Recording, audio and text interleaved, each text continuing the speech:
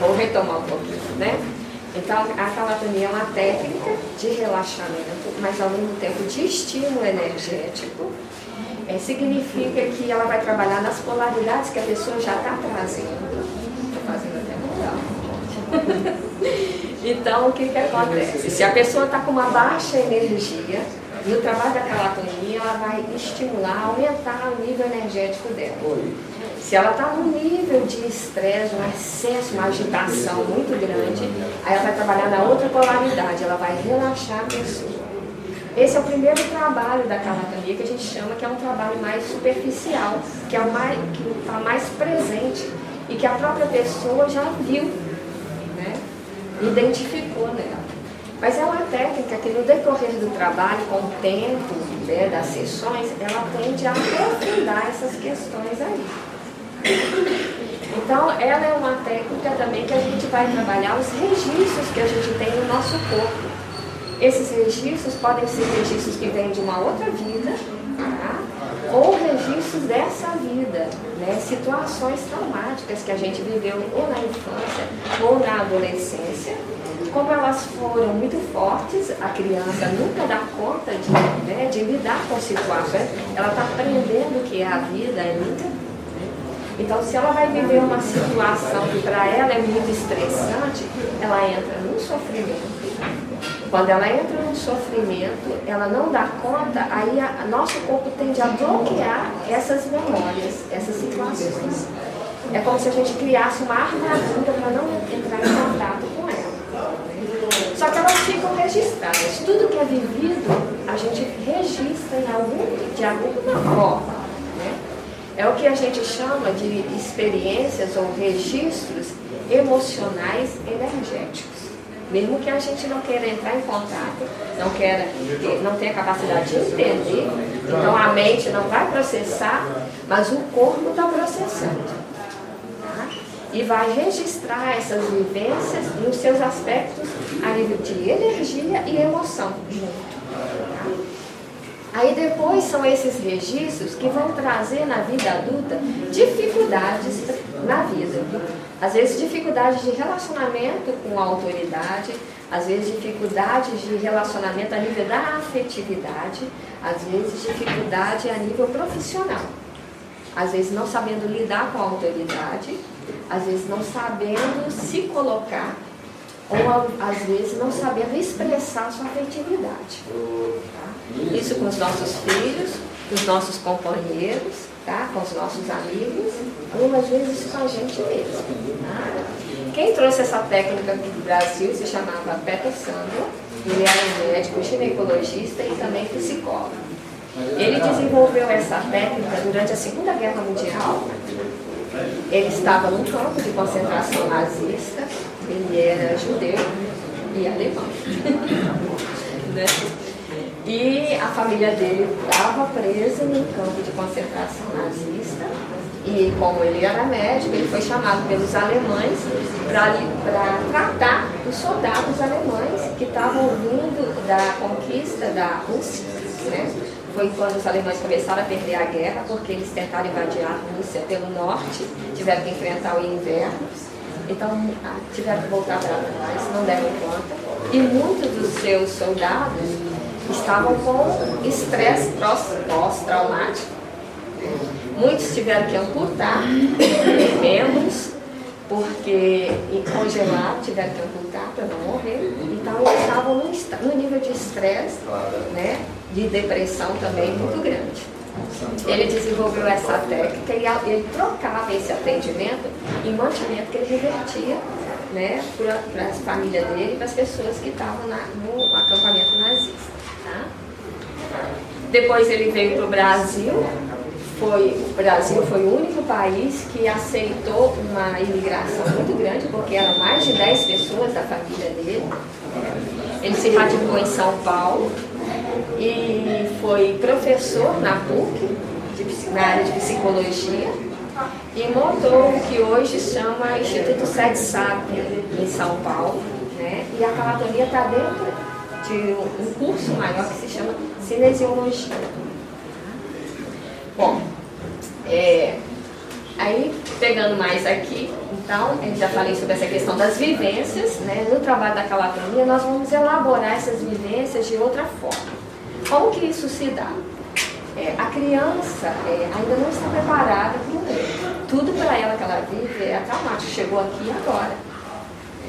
E tem que lidar com pai, mãe, amigos, o que é o mundo familiar, o que é o mundo lá fora, escola, tudo isso. Então é diferente de um adulto que já passou por isso. Então a calatonia, inclusive, a gente só começa a trabalhar com criança depois dos 7 anos de idade. E o adulto é que tem mais a beneficiar com ela. Por quê? Porque no trabalho com o adulto, nós vamos estimular ele a relembrar. Isso pode vir a nível consciente ou não. Pode vir através de sensações. Eu tinha um cliente, ele tinha cerca de 70 anos, e estava separando da mulher. Estava separando da mulher e a fala dele comigo é que a mulher sempre foi muito submissa, que a mulher nunca quis trabalhar, esse tipo de coisa. Tá? E ele tinha uma condição muito boa. Depois do processo da calatonia, ele começou a falar: mas eu pedi a ela para ela ficar mais em casa por causa das crianças. Eu falei: como são suas crianças hoje? Hoje agora todo mundo casado, ele tem neto, né? Não, todos eles estão muito bem profissionalmente, né? Não tem problemas financeiros, se lidam muito bem, estão casados, esse tipo de coisa, né? E minha esposa até ajuda, ensina os meus netos quando eles têm dificuldade. Ele questionava isso, porque a esposa dele tinha feito curso superior e tudo, mas nunca exerceu a profissão.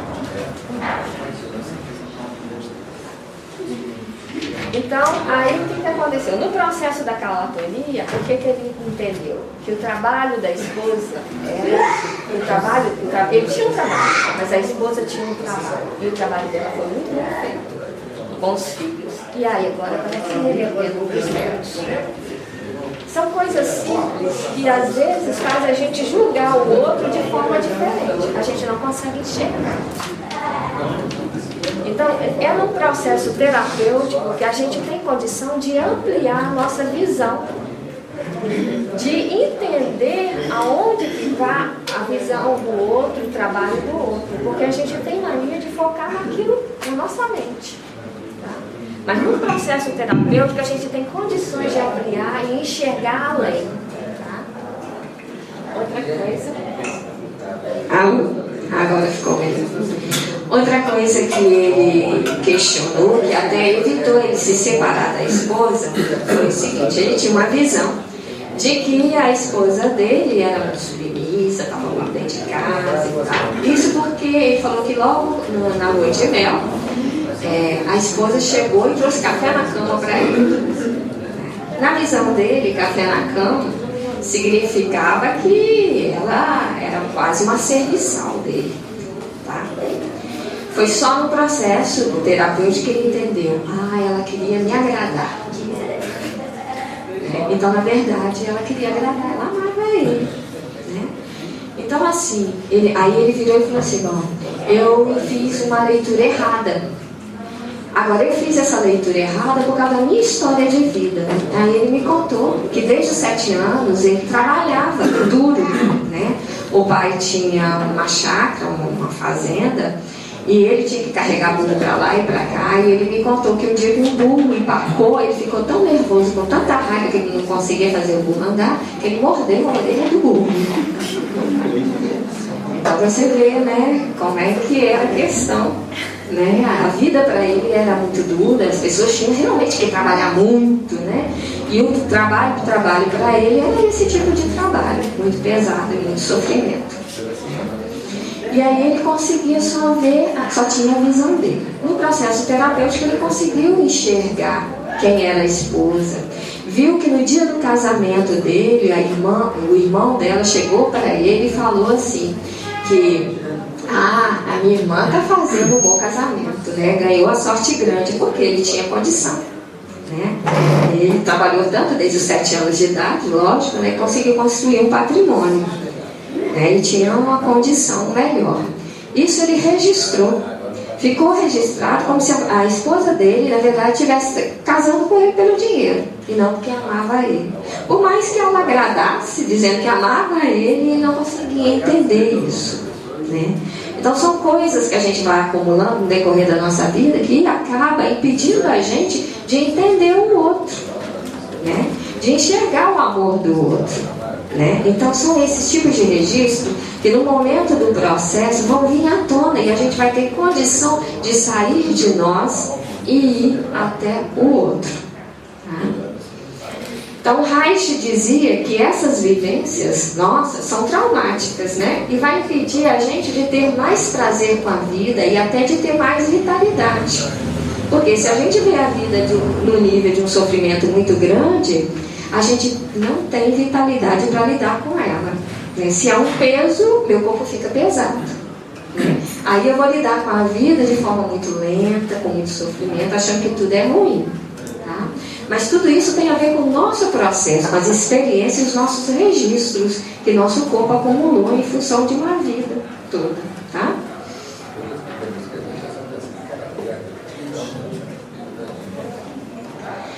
Bom, então ela é considerada o que a gente chama de uma terapia energética corporal. Nós vamos mexer no corpo, mas o objetivo é estimular a nossa energia, né? E ter uma leitura melhor dessa energia que alimenta esse corpo. Isso, ao trabalhar isso, ao estimular esse movimento, né? Nós vamos movimentar a nossa energia, né? Nós vamos mexer com as nossas crenças, né? Toda essa forma, a forma de ver o mundo, a forma que eu ajo diante do mundo, é uma construção. Nós construímos crenças de como é o mundo, né? E aí a gente lida com o mundo baseado na nossa própria crença, né? Mas cada um de nós tem uma crença, e a vida por si só tem uma visão do que é ela, do que é a vida. E a espiritualidade, então, tem um nível muito maior de ver a vida, né? Ver de forma no nível muito mais elevado do que a gente.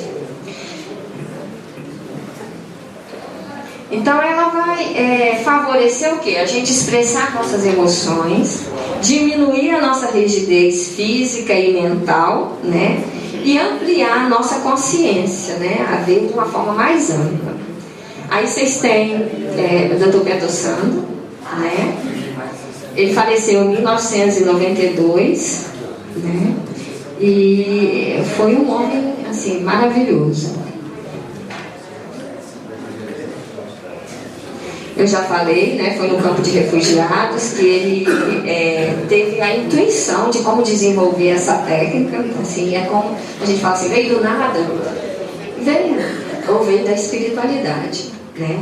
De que ele intuiu que ao mexer nos pés, né, ele poderia estar estimulando a pessoa a entrar num processo de compreensão da caminhada dela aqui, né? Então vamos pensar o significado, porque cada área do nosso corpo tem um significado mais profundo, tem um significado espiritual. Esse corpo não é só físico, ele é uma construção energética, emocional e espiritual, tá? O físico é a última ponta disso, né? Então o que é pé? Pé sustenta o nosso corpo, ele é a base, né? Então é ele que está em contrato com a terra, né? E é o pé que te leva, né? São os seus pés que te levam, que faz você caminhar, né? Então no corpo adulto, quando a gente vai mexer nos pés, vai estimular a pessoa a fazer uma relembração, a relembrar qual é a caminhada dela. E no nível mais profundo, o que ela se propôs, né, a caminhar. Qual é o propósito da vida dela, né? E quais são as metas que ela queria alcançar. Muitas dessas metas têm a ver com os nossos sonhos de infância. Vamos dizer assim, como eu passei muito tempo no processo da calafrenia, né? E como essa é a minha busca, o que eu vim fazer aqui, né?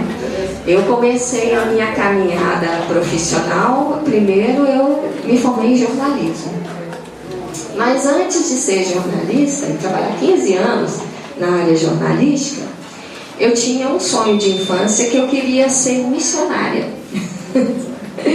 Minha família é Igreja Batista, né? E aos 12 anos eu falava que eu queria ser Mensageiras do Rei, né?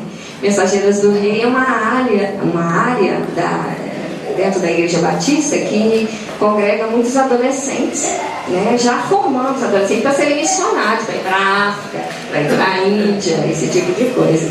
Então era o que eu queria ser, né? Mas eu me formei em jornalismo. E antes de ser jornalista, eu fiz enfermagem até o 4º período. Eu queria ajudar as pessoas, né? Mexer com as áreas de saúde. Mas larguei a enfermagem em função eu não dava conta de... Na verdade, era do atendimento, de ficar em plantão e ver sangue, ver corte, pessoas chegando, né? Nesse nível. Eu acho que não tinha estômago para isso. Então larguei e fui ser jornalista. Mas de uma certa forma a vida foi me levando a voltar naquele sonho de criança, né? Em algum nível.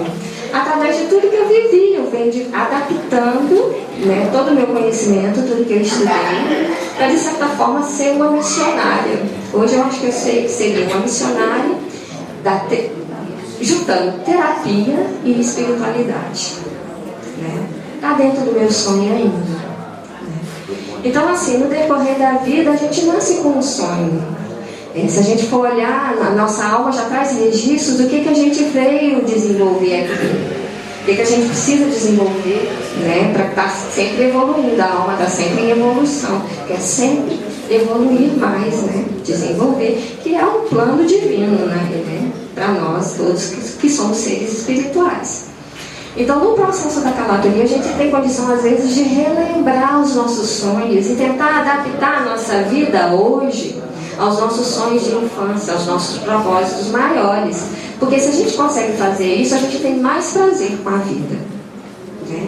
Então, eu digo que eu tenho um prazer, eu adoro o que eu faço. Isso é muito importante para a gente estar nessa vida de uma forma com prazer, gostando delas, vendo um propósito, tendo um sentido nisso tudo que a gente vive aqui, tá? Então, vamos lá, né? Deixa eu ver o que nós temos aqui. Isso daí a gente já viu. Já falei que ele chegou no Brasil em 14 de junho de 49, logo após a Segunda Guerra, né? Tá. Então, no trabalho da calatonia, a gente vai tocar na pele. Não é uma massagem, né? Porque na massagem a gente tem que, né, botar um pouco de força. No processo da calatonia, não. A gente segura os dedinhos sem apertar, como se estivesse segurando uma bolha de sabão, né? São terminações nervosas que cada dedinho nosso tem. A face plantar também, panturrilha, tornozelo, depois por último o toque na cabeça. A técnica em si dura meia hora só, porque são 3 minutos em cada posição, né? Mas antes a gente faz um preparo na pessoa, ela passa por esse calda-pé com ervas, com os óleos essenciais, né? Porque isso já vai estimulando o relaxamento. Depois ela vai para a maca, aí a gente faz uma pequena massagem para sensibilizar a área dos pés e depois tocar. Então, quando a gente fala que a gente passa por um processo de uma vivência multissensorial, tá? É porque é a nossa pele que registra tudo que a gente vive, né?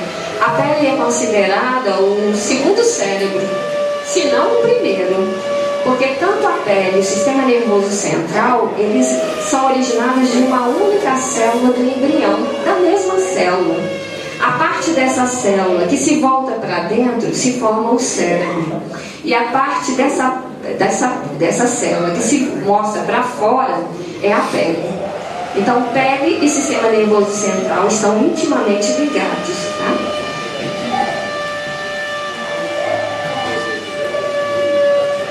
Bom, então, como que eu falei de vivências, né? De registros, de memórias, né? Então, como que se dá essas memórias? Não sei se você já percebeu, a nossa pele sente o frio, né? Tá frio lá fora, a nossa pele sente essa sensação de frio. Não é uma sensação prazerosa, pelo contrário, o quente que traz, o quentinho que traz uma sensação de aconchego, de prazer maior para a gente. Isso nós vamos vivendo isso desde o útero materno, né? A criança, quando está dentro do útero, quando a gente está dentro do útero, tudo que a nossa mãe passa, isso é sentido pela criança e ela vai registrando essas sensações. Então, a vida toda nós vamos registrando essas sensações e elaborando a nível do sistema nervoso central, já que a pele está ligada a ele, no sentido de prazer e desprazer. Isso é bom, isso é ruim. Então, vamos entender, uma situação traumática, a pele sente como se fosse um frio cortante, que corta, que machuca. Tá? Então, vamos dizer, um grito que uma criança leva, ou nós mesmos hoje, nós vamos sentir de alguma forma, como um gelo. A falta de amor do nosso companheiro, de não expressar amor, a gente busca amor e ele não quer, a gente sente como um gelo, uma energia que vem dele de forma que nos dá uma sensação de medo, de insegurança, de tristeza, como um gelo que nos gela, né? Então, tristeza, alegria, medo, dor, tudo isso tem uma conotação energética. A gente sente primeiro como uma energia e depois a gente dá um nome emocional para isso e depois o nosso cérebro vai entendendo isso, que situações de afastamento vai trazer tristeza para a gente. Aí o que nós aprendemos? Então eu não vou me colocar, porque o que eu não quero é sentir sofrimento, sentir tristeza. Aí a gente aprende, nosso corpo aprende a não ir para essas situações. Tá? Então a gente evita determinadas situações. Mas essa não é a melhor forma de resolver. Né? Porque muitas vezes a gente precisa entender, né, que se o outro às vezes não nos afasta da gente, é porque ele também tem uma crença que talvez o contato vai trazer uma situação ruim para ele também. Estamos vivendo as mesmas coisas. A melhor forma de, então, se colocar, expressar, né? Mas se a gente tem um registro negativo, a gente não vai para aquela situação, a gente não vai querer expressar, né? Mas a forma de saber se é isso mesmo, né? Se eu analisei de forma correta, igual o meu cliente que analisou a mulher e na verdade não era nada disso, né? É se colocar, perguntar, né? Querer estar lá e ver se é isso mesmo, tá? Então no trabalho da calatonia a gente vai estar estimulado a expressar, porque o benefício só vem depois. Tudo passa antes por uma ação nossa. Então ela tende a estimular a pessoa a agir, a ter mais energia para agir, para se colocar, para se expressar. E aí ela vai aprendendo o que é realmente verdadeiro e não o que está na cabeça dela ali. Tá? Bom, Reich dizia que no processo da doença é assim. Né? A doença, nós começamos a adoecer primeiro a níveis energéticos e emocionais. Né? E depois isso vai se densificando e vem uma doença agora no fígado ou no rim área de medo, né? Então se a gente consegue resolver as nossas questões nessa área energética e emocional, a gente evita depois ter uma doença no nosso físico, tá? Então, a calatonia então vai se valer o quê? Da sensibilidade tátil. Nós vamos estar estimulando essa pele que registrou todas essas experiências, né? E que criou uma crença, né? Porque já está intimamente ligado ao sistema nervoso central do que é a vida, né? E nós vamos desbloquear essas crenças aí, essas sensações, né? E descarregar essa energia, porque isso é energia bloqueada no nosso corpo, né? Sentimentos, crenças são energias que estão bloqueadas no nosso corpo, para a gente ganhar mais vitalidade e mudar a nossa mente. Bom, aí nós temos duas estruturas corporais, cada uma com uma história, tá? Então vou falar assim rapidinho aqui, para vocês terem uma ideia mais ou menos de como o nosso corpo faz isso e que experiência cada estrutura viveu para formar um corpo assim, tá? Então as nossas experiências afetivas, energéticas emocionais vão formar depois um corpo de acordo com aquilo que foi vivido, tá? Então esse corpo aqui é o que a gente chama da estrutura de um rígido, né? Estrutura rígida, um padrão corporal rígido, né? Por que eu falo que é rígido? Só de olhar para ele você vê, né? Você vê que é uma estrutura que está em pé, né? Olha para o outro de cima para baixo, né? Tende a botar o corpo para cima, né?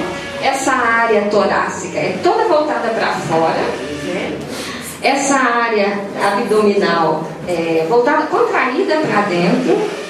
Então eu vou te dizer por que esse corpo formou aí, quais foram as experiências da infância que fizeram ele evoluir para essa estrutura corporal. Essa área aqui é onde estão as nossas emoções, né? Onde tem a área do estômago, intestino, rim, né? Toda essa área aqui, onde nós geramos muito líquidos, né? Líquido tem a ver com as emoções. E uma pessoa que contrai essa área, ela não quer sentir.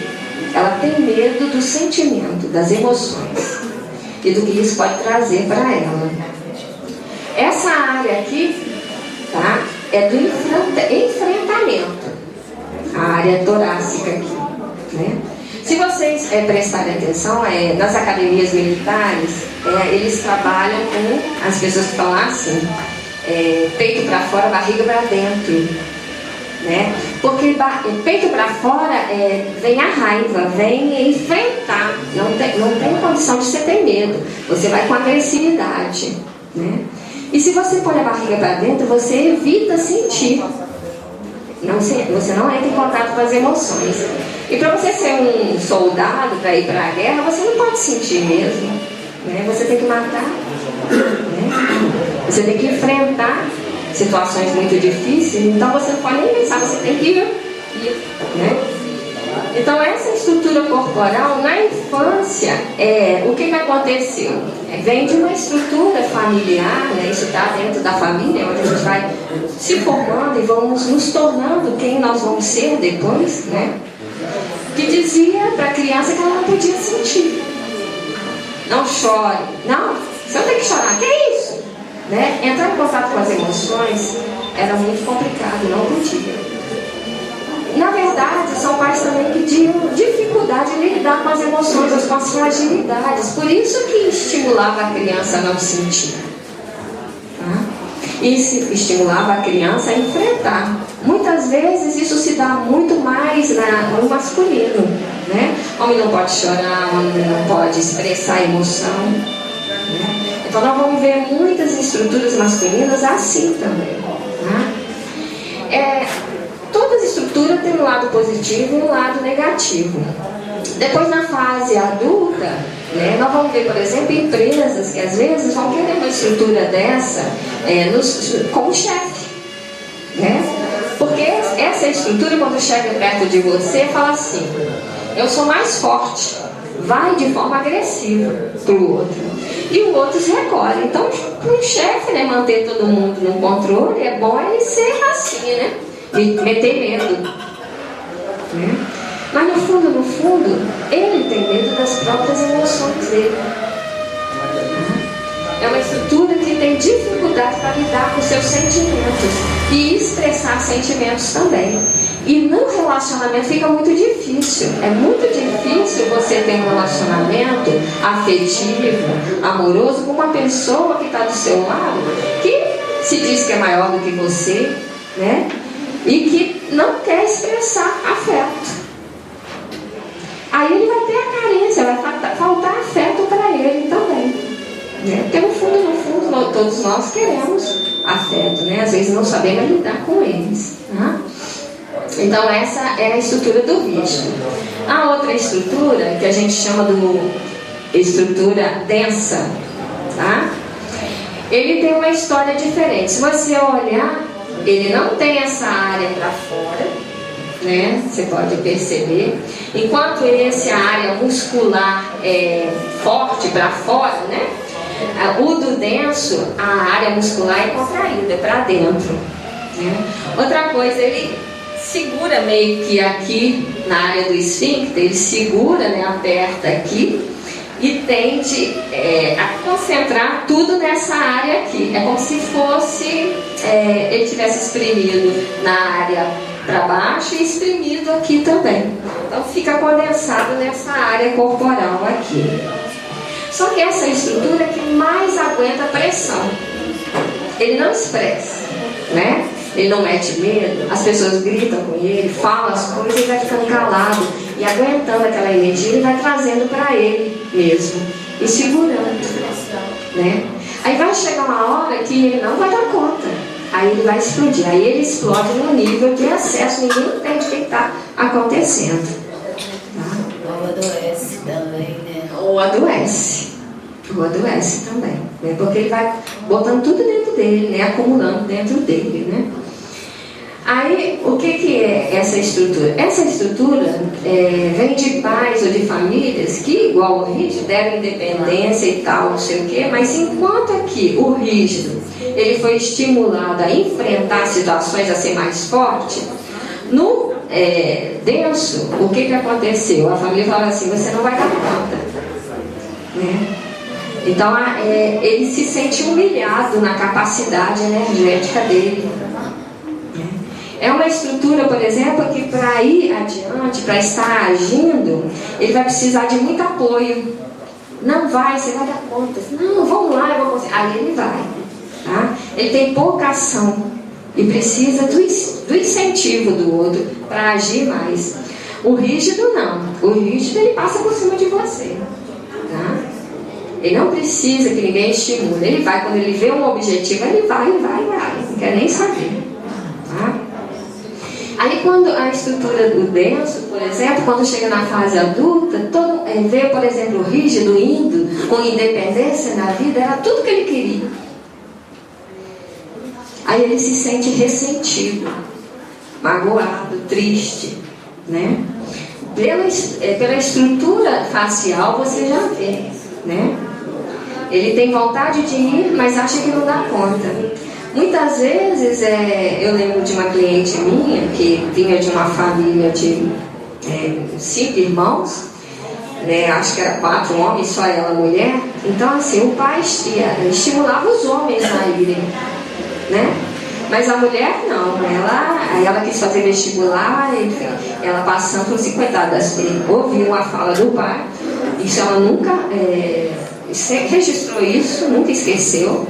Falando com o irmão, coitada da sua irmã, ela está querendo fazer vestibular, ela não vai passar, né? E ela não se formou mesmo. Então, assim, tem essas histórias, né? Então, ela criou uma estrutura densa, né? Que precisava de estímulo, mas se sentia incapaz de conquistar suas coisas.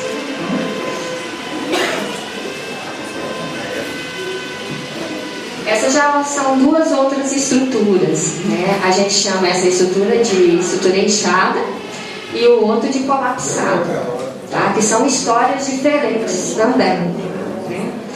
A estrutura do inchado, se você olhar, parece uma criança, né? Apresenta um pouco de imaturidade mesmo na fase adulta.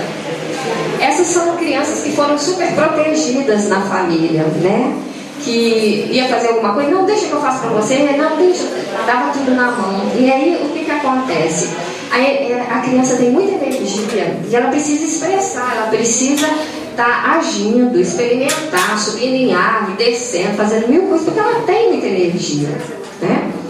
Mas se a gente super protege uma criança, ela vai acumulando essa energia dentro dela, não vai poder expressar, né? E se você olhar, ela tem uma expansão do que a gente chama bolsas. Bolsa é os órgãos, o formato de bolsa. Estômago, bexiga, essas questões. E é onde ela depois vai expandir a energia dela que ela não pôde botar para fora, ela vai expandir na área das bolsas, que tem a ver com afetividade. Tá? Então, essa é uma estrutura que tem autoconfiança, que vai para o outro, vai para a vida, mas esperando que o outro na vida o pegue no colo, né? Então ela vai confiante, mas no fundo, ela quer ser acolhida pela vida de qualquer forma. E fica muito triste se não é acolhida. São pessoas, por exemplo, que têm uma alegria, conta piada e tal, que todo mundo gosta de ter num grupo de amigos e tal. Mas no fundo, ela é como se fosse uma criança, esperando ser sempre acolhida, né? Sempre, né, amparada, né? Aí a outra estrutura, que é a estrutura do colapsado, você vai ver que tem uma estrutura que está vergando, né, um corpo que verga. Geralmente, se não é uma questão a nível da musculatura, fragilidade muscular, alguma coisa genética, alguma coisa assim, são estruturas que passaram e vieram de famílias que passaram muito sofrimento e muitas dificuldades, até financeiras. Então, carece de vitalidade, né? Mas em função disso, dessa história toda, são pessoas muito fiéis, muito amigas, com um sentido de compreensão humanitária muito grande, em função das suas próprias experiências de vida. Tá? Então, no processo da calatonia, cada corpo fala alguma coisa, né? E cada corpo tem uma história energética e emocional, dizendo quem eu sou, o que eu vivi, né? Cada um de nós passou por algumas situações, e todas elas são situações realmente muito difíceis, né? E que impedem a gente, todos esses padrões corporais, cada um tem um comprometimento a nível da vitalidade, ou a nível de expressar afetividade, que para viver nesse mundo e para ter mais prazer com a vida, precisa ser trabalhada, precisa ser pelo menos compreendida. Porque se a gente compreende, a gente fica estimulado a mudar essas questões e a experimentar mais, né? O que falta é ter conhecimento do nosso próprio processo e da nossa própria história. Isso é o que o Reich fala que são couraças, né? Então, trabalhar essas couraças, esses bloqueios, né, é uma parte do trabalho da calatonia. Então a gente no trabalho vai conseguir acessar e fazer o cliente, o paciente, entrar em contato com quem ele é, né, para se compreender. Tá? E aí nós vamos um pouco diminuir o que a gente fala, a atividade do ego, né, aquelas crenças do ego, né? Nós vamos favorecer o que a gente chama ali, imagens carregadas de luminosidade, que é um termo utilizado por Jung, que é um psicólogo, tá? Integrar determinadas questões da nossa vida hoje, quer dizer, integrar o nosso passado, a nossa vida presente e determinar o que a gente quer para o nosso futuro. Imagens ou figuras carregadas de luminosidade significa espiritualidade, um sentido espiritual. Então, no trabalho da calatonia, a gente vai dar um sentido mais espiritual à nossa própria vida, né? Aquelas vivências, a gente vai compreender a nossa história, né?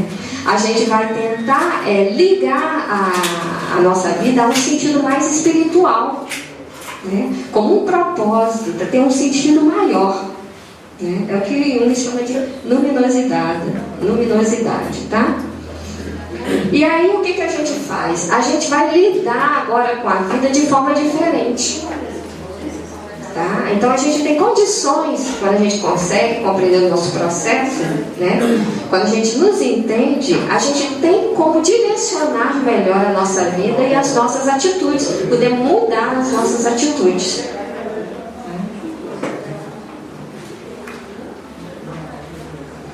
Aí vocês estão vendo, né, como são os toques, né? Nós temos a calatonia que a gente fala nos pés, nos dedinhos, né? Ali, ó, toques sutis, né? Segurando, né? E nós temos uma calatonia que a gente faz na mão também, mas de preferência nos pés, tá? A gente só vai para a mão quando não puder tocar os pés, né? Porque o objetivo é integrar, né? Integrar céu e terra, né? Fazer uma caminhada melhor, né? E isso tem a ver com a leitura corporal que a gente chama dos pés, tá? Pois ele faz a caminhada, né? Bom, aí é uma figura explicando melhor como é essa questão, como nós somos a nível energético,